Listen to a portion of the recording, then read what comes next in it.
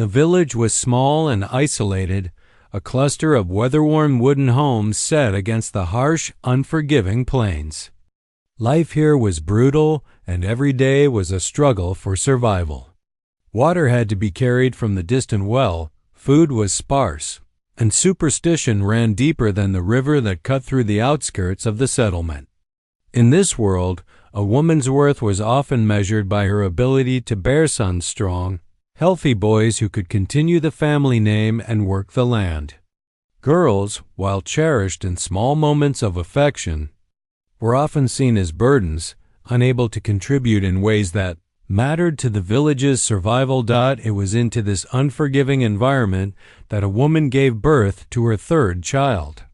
The midwife had worked tirelessly through the night, the room filled with the sharp scent of herbs and the low hum of prayers. The cries of the newborn filled the air, a sound that should have brought joy and relief. But the woman's relief was short-lived. As the door opened, the husband's face twisted into anger rather than pride. He had hoped for a boy, someone to carry his name, someone to be a companion in the brutal life of frontier labor. When he saw another girl, his disappointment boiled over into fury. The villagers, steeped in their traditions and old wives' tales, whispered in the corners, spreading judgment faster than wildfire. Another daughter? What curse has fallen upon her family?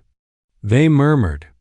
The woman, exhausted and fragile, could feel the weight of their disapproval pressing down on her like a stone.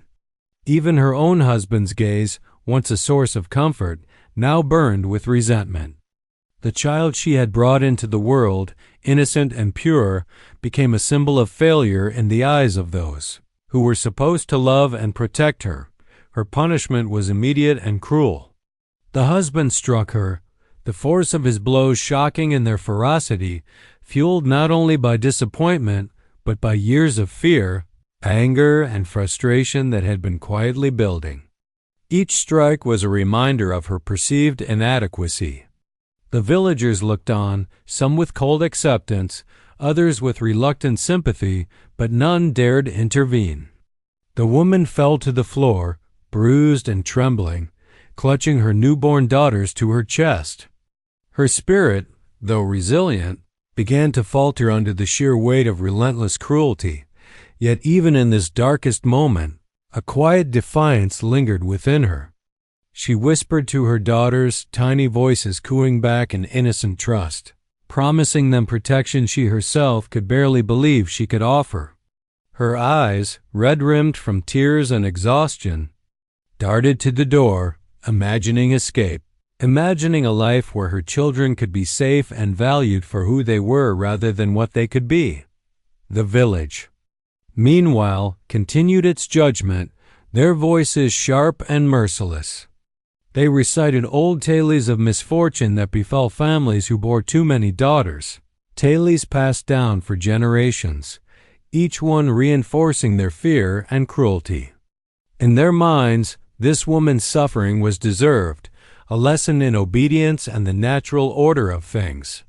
Her cries, mingled with the soft whimpers of her infants, were drowned out by the chorus of condemnation. In this tragic setting, the stage was set for a force of compassion to intervene, though neither the woman nor the villagers knew it yet.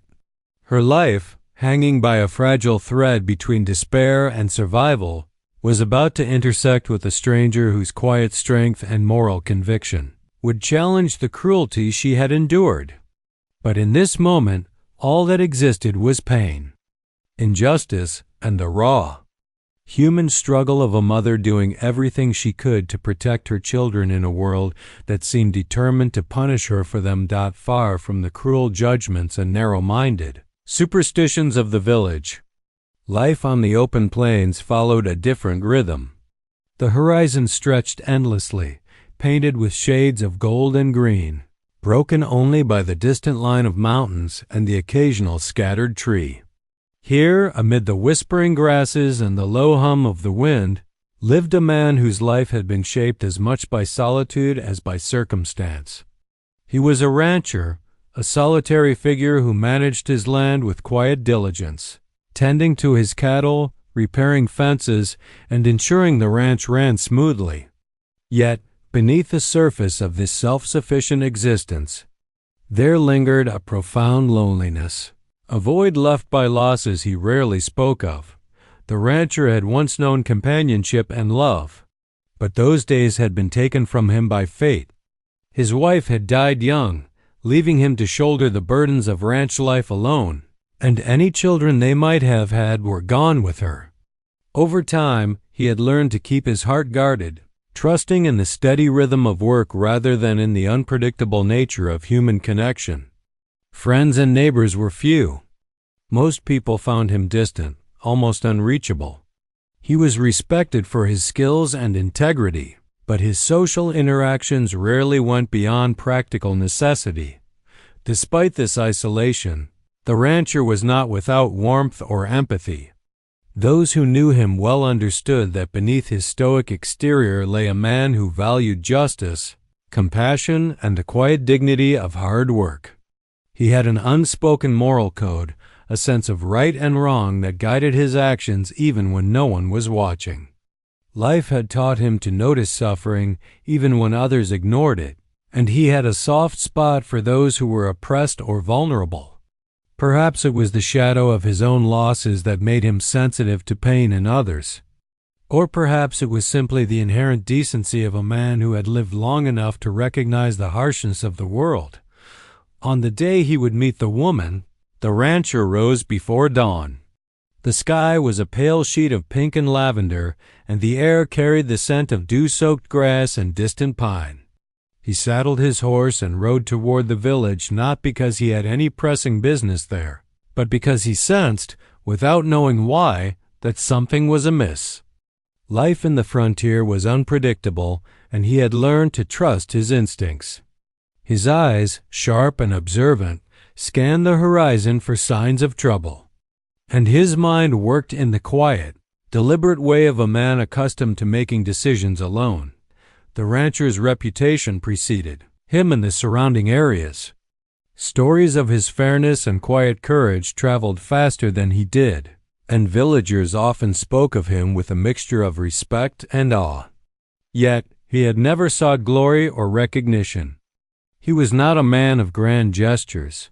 His heroism was subtle, embedded in everyday acts of honesty, care for his animals, and willingness to help when others were in need. He was the kind of man who could walk into a crisis without fear, guided by principle rather than by the desire for reward or praise. Though he did not yet know it, the rancher's life was about to change in a way he could never have imagined. The encounter awaiting him would challenge not only his solitude, but his understanding of love, compassion, and human resilience. A single moment, witnessing injustice, would awaken a protective instinct, compelling him to act in ways that might have once seemed impossible. In this chapter of his life, the quiet rancher, accustomed to the vastness of his land and the silence of his days, was poised to step into the role of guardian, guide, and perhaps even something more profound. The day the rancher arrived at the village, the sun hung low in the sky, casting long, harsh shadows across the uneven dirt roads. A wind stirred the dust, carrying with it the faint smell of smoke from cooking fires and the sharper tang of livestock in the pens. He had come on routine business, checking on trade supplies and surveying the outskirts. But as he rode through the main street, something caught his attention.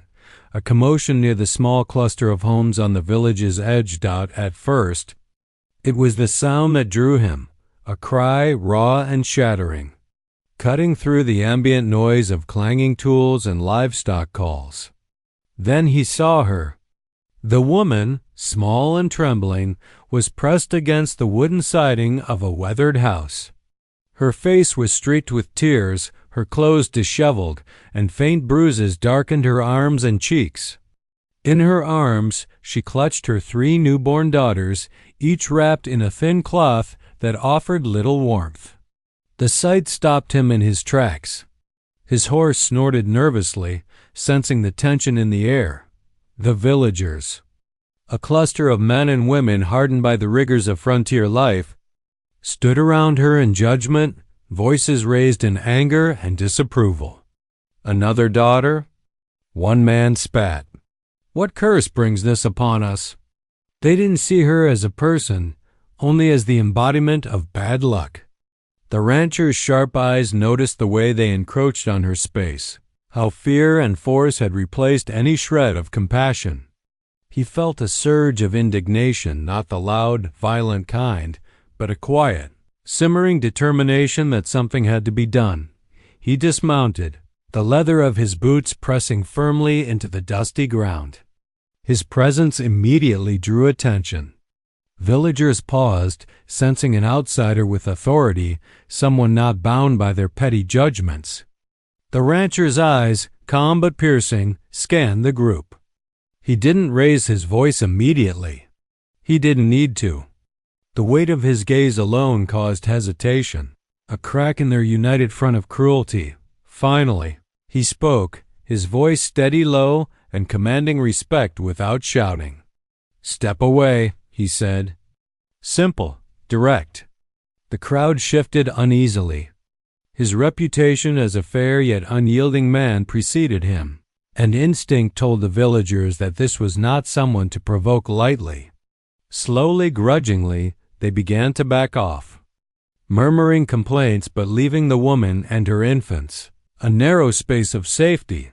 The rancher stepped closer to the woman, kneeling to bring himself to her level without seeming threatening. His eyes softened as he studied her face.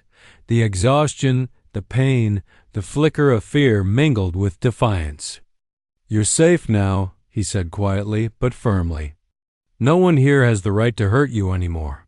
His words carried a weight that resonated deeply. They were more than a promise. They were a shield. At first, the woman's reaction was hesitation. She had known nothing but betrayal and pain at the hands of those closest to her. Trust did not come easily, especially from a stranger. Yet, in the rancher's presence, there was no judgment, only recognition of her suffering and a subtle invitation to hope. Slowly, she allowed herself to consider the possibility of escape, of leaving this village and the cruelty it represented behind. Then came the defining moment. The rancher extended his hand, not as a gesture of authority, but as a lifeline. "You're coming with me," he said simply. There was no demand, only clarity and resolve. She looked at him, at the open plains stretching beyond the village, imagining a life without fear, without daily humiliation. Something in her stirred a fragile, tentative hope. After a long, painful pause, she nodded. That single act, simple yet monumental, marked the beginning of a journey that would change both their lives forever. Night had fallen over the village, draping the streets in shadow and muting the usual clamor of daily life. The wind whispered through the empty alleyways, carrying the faint scent of smoke and livestock. Under this cover of darkness, the woman and the rancher prepared to leave, aware that every moment counted. The villagers, though now subdued by the rancher's presence, would not let her go easily. They would notice her absence soon enough, and when they did, they would act with vengeance fueled by anger, superstition, and wounded pride. The rancher moved with quiet efficiency, guiding the woman through narrow paths and unlit streets to avoid detection. Each step was deliberate. The soft thud of boots on packed earth was the only sound that broke the night's stillness. The woman clutched her 3 daughters close to her chest, feeling the warmth of their tiny bodies and the weight of responsibility that pressed heavily on her already battered spirit. Fear and adrenaline mingled in her veins, making her heart pound, but with each step away from the village, she also felt a tentative sense of hope, a fragile belief that escape might bring safety, or at least a chance at life beyond oppression. As they reached the outskirts of the village, the rancher led them into the cover of dense brush and uneven terrain. The moonlight barely penetrated the tangle of trees and undergrowth, casting fragmented shadows that concealed their movements. Every rustle of leaves or snap of a twig made them pause, hearts hammering, listening for signs of pursuit. The frontier was a place of both freedom and danger. While it offered space to hide and travel unseen, it also held threats of wild animals, treacherous footing, and sudden exposure to the elements. Despite these risks, the rancher's experience and calm presence guided them forward. He had traversed these lands countless times, reading the terrain with the practiced eye of someone attuned to the rhythms of nature. He instructed her in hushed tones, teaching her how to step lightly, how to keep the children quiet, and how to sense potential danger. In these moments, the woman began to feel a cautious trust in him, a realization that he was not merely a protector, but a guide through a world she had never truly known. The first sign of pursuit came in the form of distant shouts carried on the wind. The villagers had discovered her absence and mobilized a small posse, armed with rudimentary weapons and driven by fury. The sound of boots pounding the earth behind them was a stark reminder of the consequences that awaited if they were caught. The rancher's jaw tightened, and without speaking, he adjusted their path, leading them through rough terrain that would slow any pursuers but was navigable to those who knew the land well. The night became a tense chessboard of movement and counter-movement, where every decision could mean the difference between capture and freedom. Along the way, the woman grappled with a torrent of conflicting emotions. Fear was dominant, but it was tempered by a sense of liberation she had never known. Each step away from the village was a step toward reclaiming her agency, toward protecting her daughters from a world that had shown them nothing but cruelty. She also began to notice the rancher's quiet patience and vigilance, his ability to remain calm under pressure, and his unwavering focus on their survival. In him, she saw the possibility of safety and perhaps for the first time, trust. As the hours passed, the village lights faded behind them, swallowed by distance and shadow. The first hints of dawn colored the horizon with muted shades of pink and gold, and with it came a renewed sense of purpose. Though the threat of pursuit remained, they had survived the night. For the woman and her daughters, it was the beginning of a journey not only across the physical landscape of the frontier, but toward a life unshackled by fear and oppression. For the rancher, it was a test of courage and humanity, a chance to act on principles that mattered more than solitude or convenience. Together they pressed onward, each step carrying them closer to the promise of freedom and the uncertain hope of a new beginning. After escaping the village, the woman, her 3 daughters, and the rancher found themselves fully immersed in the vast, untamed frontier. The open plains stretched endlessly before them, a mix of rolling grasses, jagged cliffs, and meandering rivers. The freedom from the village was intoxicating, yet it brought a new set of challenges. The land, beautiful and boundless, demanded respect and vigilance. Survival now depended not only on courage but on knowledge of the terrain, weather, and the habits of the wild creatures that roamed it. The first few days of travel were physically exhausting. The woman was still recovering from the trauma of childbirth and abuse, and the weight of carrying her daughters left her muscles aching and her spirit weary. Each step was a test of endurance, yet she pushed herself onward, driven by the determination to protect her children. The rancher, aware of her limits, would occasionally slow their pace or scout ahead to find safer paths. He showed her how to identify edible plants, where to find fresh water, and how to read the signs of approaching storms. Every lesson was infused with patience and care, and slowly, the woman began to regain a sense of agency she had never thought possible. Traveling through the wild also brought danger. A sudden thunderstorm swept across the plains one afternoon, forcing them to find shelter under the jagged rocks of a canyon. Rain poured down in sheets, soaking them to the skin and turning the paths into treacherous mud. At night, the howls of wolves echoed in the distance, reminding them of the predator-filled reality of frontier life. The woman, at first terrified, learned to trust the rancher's calm demeanor. He reassured her, built a small fire for warmth, and taught her how to remain alert without succumbing to panic. These experiences, while frightening, became moments of quiet bonding, shared trials that knit them closer together. The journey was not only physical but emotional. As they moved further from the village, the woman's past began to surface in quiet, painful ways. Memories of the abuse, the scornful whispers, and the fearful glances haunted her, but the rancher's steadfast presence provided a counterbalance. He did not demand explanations or force her to speak before she was ready.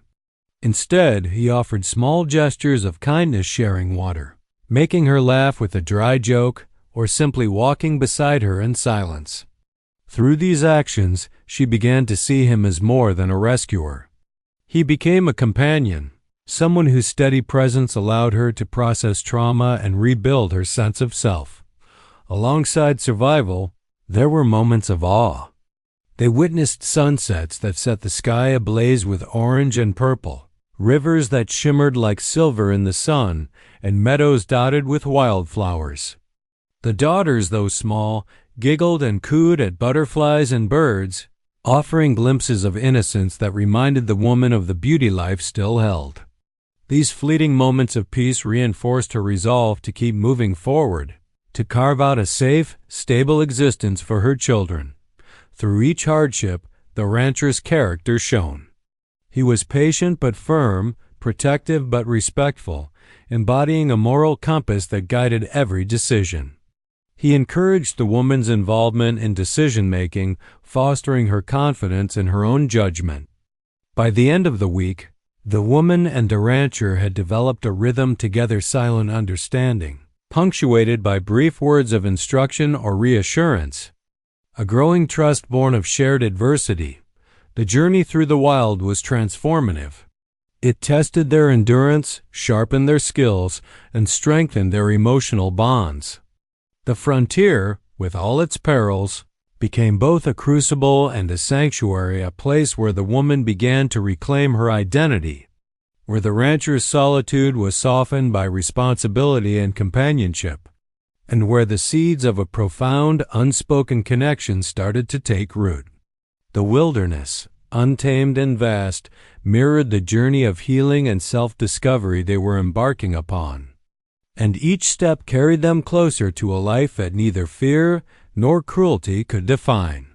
After days of navigating the harsh and unpredictable terrain, the woman, her 3 daughters, and the rancher finally arrived at the ranch. From a distance, the land seemed both vast and welcoming, a patchwork of green pastures, fenced-in fields, and clusters of sturdy wooden buildings. The ranch was rugged but well-maintained, a testament to the rancher's diligence and care.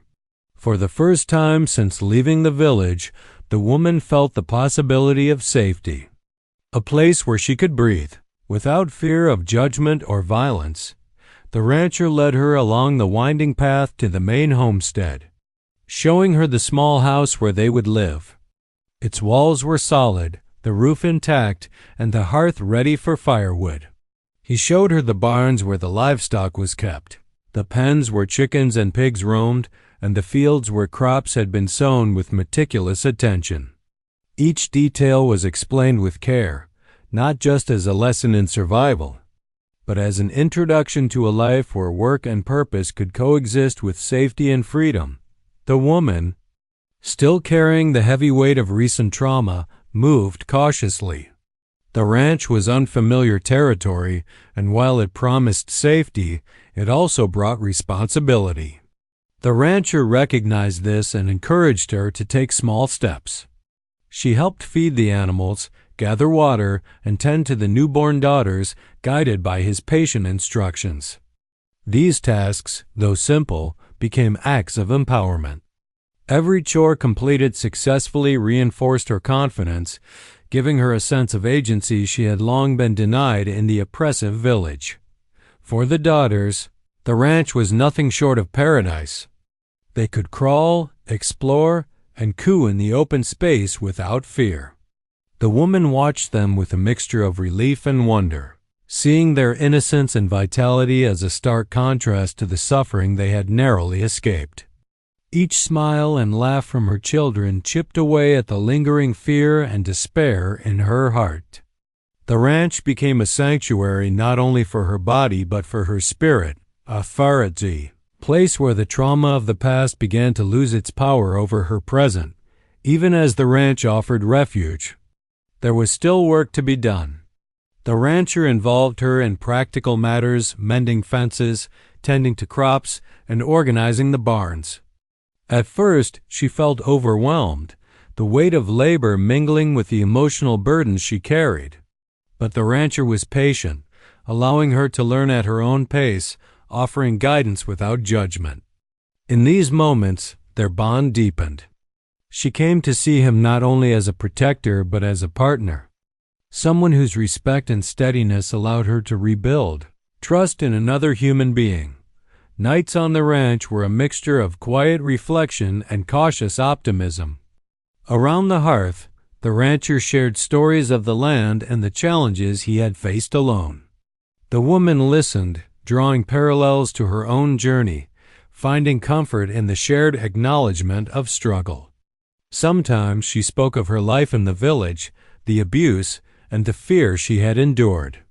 Each confession was met with understanding rather than condemnation, and with each story shared, a layer of her pain began to lift. The ranch itself became a symbol of transformation. It represented freedom from oppression, a chance to nurture life rather than merely survive, and a space where mutual respect and dignity were the foundation of daily life.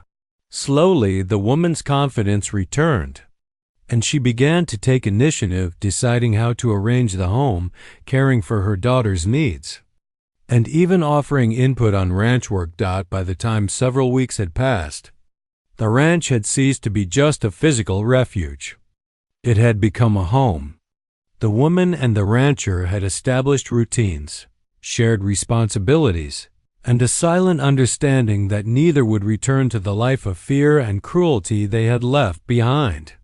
The ranch, in its vastness and isolation, offered both the challenge of survival and the promise of renewal, a place where wounds could heal and hope could take root once more. Life on the ranch brought a sense of safety and routine, but it did not erase the shadows of the past. For the woman, the scars of abuse and neglect ran deep. Each night, as she lay beside her sleeping daughters, memories of the village's cruelty crept into her mind. The harsh words, the beating, the judgmental glances, all had left marks not just on her body but on her spirit. Even in this haven, she struggled with feelings of worthlessness and fear that the world would never allow her to feel truly safe. Trusting the rancher had been a step forward, but fully opening her heart was a challenge she was not yet ready to face. The rancher, too, carried his own burdens. Years of solitude had hardened him, and the grief of losing his wife and potential children left a quiet ache in his heart. While he had cultivated strength and resilience, the loneliness he had accepted as normal often felt like a heavy chain. He feared attachment, fearing that opening himself to someone else could lead to more pain. Yet, witnessing the woman's suffering stirred something in him that he could no longer ignore, a protective instinct. Compassion and the desire to connect. Their shared silence on the ranch was both comforting and testing. Working side by side, feeding animals, repairing fences, and tending crops, they often spoke little but communicated volumes through gestures, glances, and unspoken understanding. The woman observed the rancher's patience and reliability, realizing that here was someone whose actions consistently reflected integrity and care. In turn, the rancher noticed her resilience and determination despite the trauma she carried. Slowly, they began to confront their fears together. One afternoon, after a particularly grueling day repairing a fence along a cliff edge, the woman broke down. The weight of past abuse, exhaustion, and the relentless pressure of survival overwhelmed her. She sank to the ground, tears streaming down her face, clutching her daughters to her chest. The rancher knelt beside her without speaking, simply holding her hand and letting her release her pain. His presence was grounding, a reminder that she was not alone. In that moment, she allowed herself to confront the depth of her fear, sadness, and anger emotions she had buried for far too long. The rancher faced his own moment of reckoning that night. Watching her care for the children, seeing the strength she summoned despite her past suffering, he was forced to confront his long-suppressed grief and loneliness. He realized that protecting her was not enough. He wanted to connect, to share his life, and to allow someone to care for him in return. Vulnerability, something he had avoided for years, became necessary. Sharing small stories of his late wife and his regrets, he allowed himself to feel emotions he had long locked away, and in doing so, invited the woman to understand the depth of his heart. Over weeks, this process of mutual healing continued. They did not rush, nor did they expect perfection. The woman learned to trust her instincts, recognizing that her strength mattered as much as the rancher's guidance.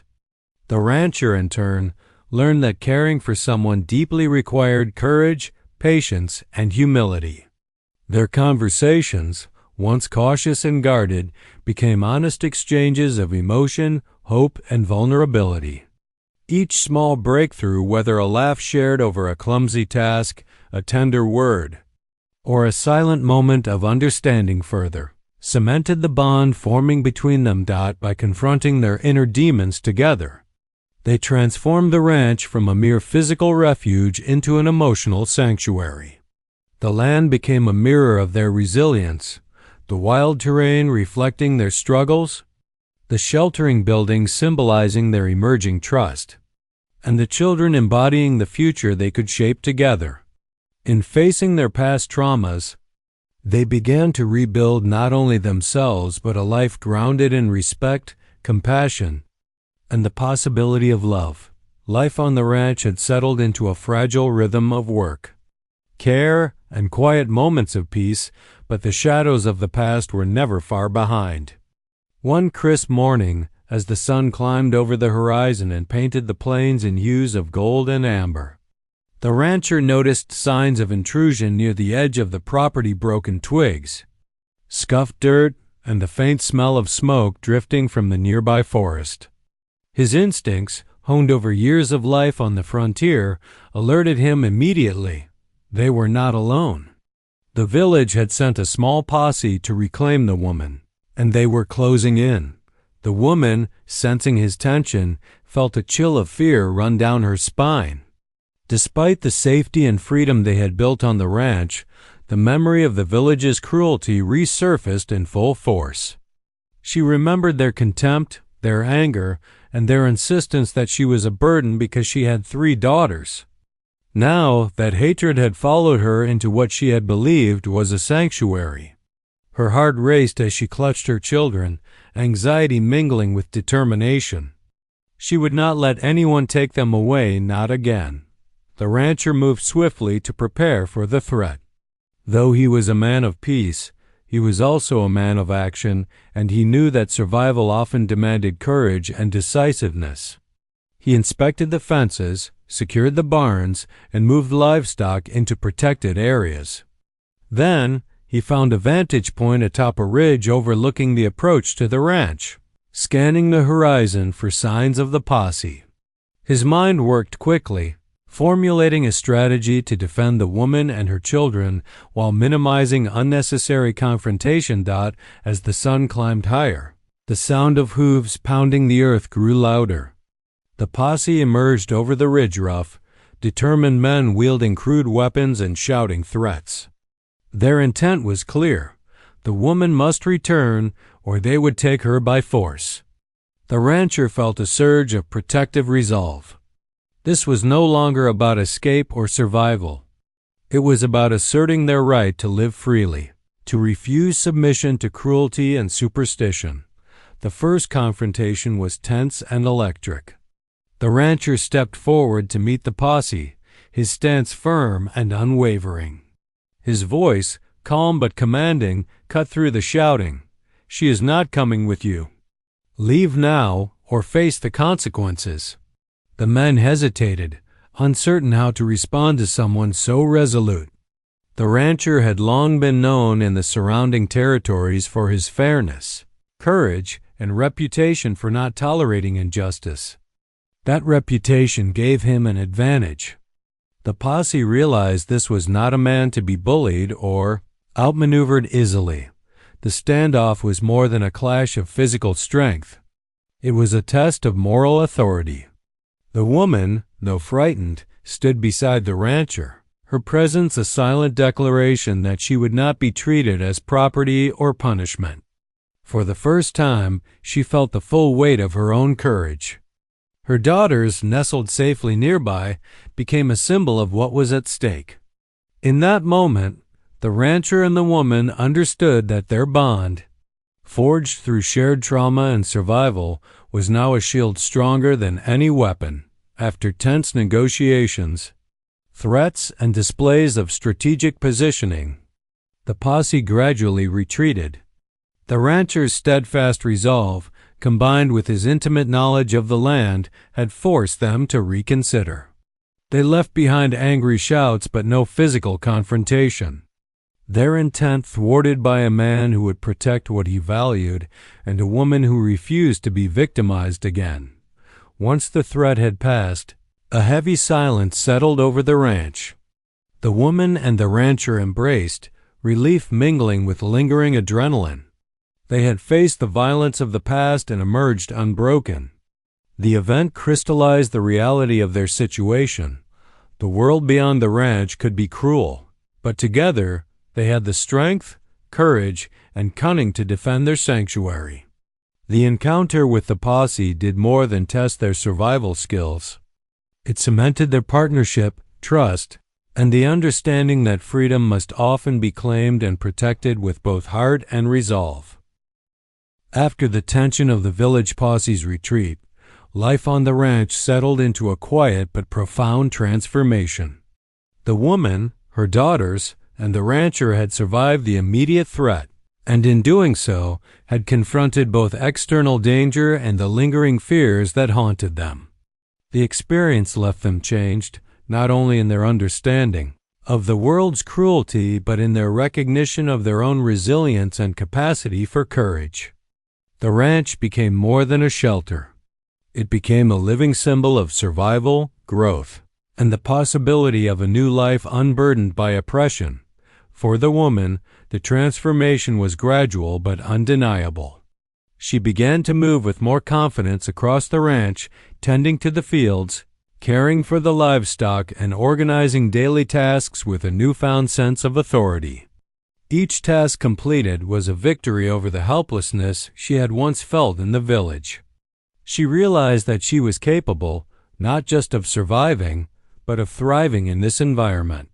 Her daughters, watching her strength and determination, mirrored her energy, their laughter and curiosity infusing the ranch with life. In nurturing them, she also nurtured herself, rebuilding the sense of worth and purpose that had been stripped from her in her previous home. The rancher, too, experienced his own transformation. For years he had lived in solitude, his heart guarded against loss and attachment. The arrival of the woman and her children had forced him to confront his long-suppressed desire for connection and family.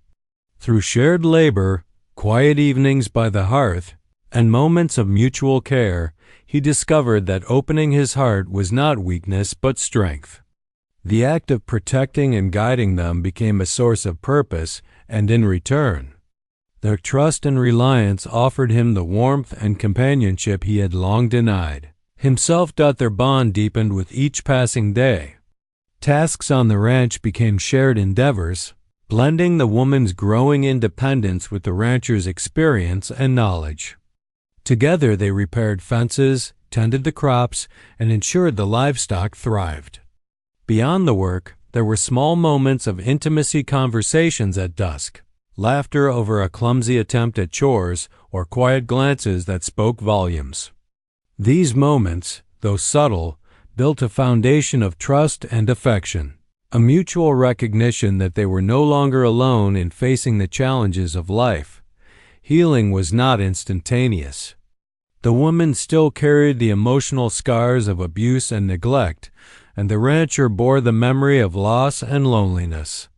But in the sanctuary of the ranch, those wounds began to mend. The woman learned to face her fears, understanding that past cruelty did not define her future. The rancher learned to embrace vulnerability, realizing that love and attachment were not threats but rewards. Together they found a rhythm of support, patience, and understanding that allowed them to confront their inner demons while fostering a sense of shared purpose. Even the landscape itself seemed to reflect their transformation. The ranch, once merely a stretch of land to survive on, became a living home. The fields, once untended, now flourished under their combined care. The barns and fences, once practical structures, became symbols of stability and protection. Each corner of the ranch carried memories of struggle, triumph, and growing connection. It was not merely a place to live. It was a manifestation of their resilience, courage, and the life they were building together. By the time the days stretched into weeks and months, both the woman and the rancher had fully embraced their transformed lives. They no longer saw themselves as victims of the past or solitary figures navigating a hostile world. Instead, they recognized their strength, their capacity for love, and the promise of the future they could create together. The children thrived, laughter filling the once quiet rooms. And the ranch itself became a home in every sense of the word, a place where pain had been confronted, fear had been replaced with courage, and hope had taken root. The transformation and healing of this chapter were more than physical survival. They were a reclamation of agency, identity, and connection. The woman and the rancher had not only survived the trials of the frontier, but had found in each other a sanctuary for the heart and a foundation for a future defined by freedom, respect, and love. With the seasons changing on the ranch, a sense of permanence and stability began to settle over their lives. What had once been a temporary refuge from cruelty had become a true home, a place where the woman, her daughters, and the rancher could live with freedom, safety, and dignity. The trials of the past, while never completely forgotten, had been transformed into stories of resilience and lessons in courage.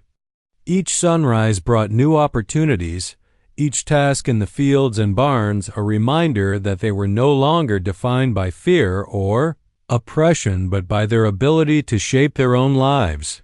The woman, once battered and broken by the cruelty of her village, had become a figure of quiet strength and wisdom. Her confidence had grown with each day spent tending to the ranch, caring for her daughters, and learning the rhythms of frontier life.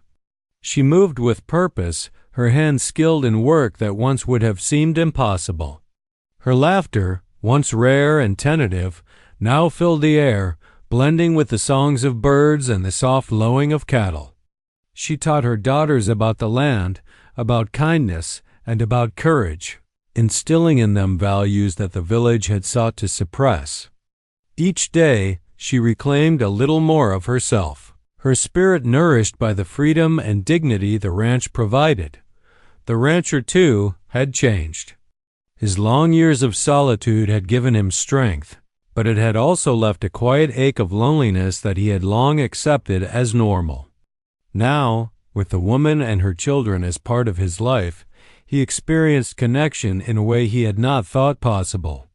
He discovered joy in shared laughter, pride in teaching the woman and her daughters the skills he had cultivated over decades, and fulfillment in protecting and nurturing those he cared for. His heart, once guarded and wary, had opened to love and companionship. Tempered by respect and patience, their bond had become unshakable, rooted in shared adversity, mutual respect, and the daily work of building a life together. It was not a bond defined by grand gestures, but by the quiet, consistent acts of care, understanding, and support. They had faced fear, violence, and uncertainty, and through those trials, they had discovered the depths of their resilience and capacity for love. The ranch, which had once seemed simply a place of survival, had become a canvas upon which they painted the life they had always desired, a life defined not by past pain but by hope, growth, and shared purpose. The daughters thrived in this new environment, their laughter echoing across the fields as they explored the wide-open spaces with innocence and joy. The woman watched them, a sense of profound satisfaction and relief washing over her. These children, once threatened by cruelty and neglect, were now growing up surrounded by love, security, and opportunity. Every giggle, every question, every small triumph in learning about the world was a reminder of what had been at stake and what had been won. Even the land seemed to mirror their transformation.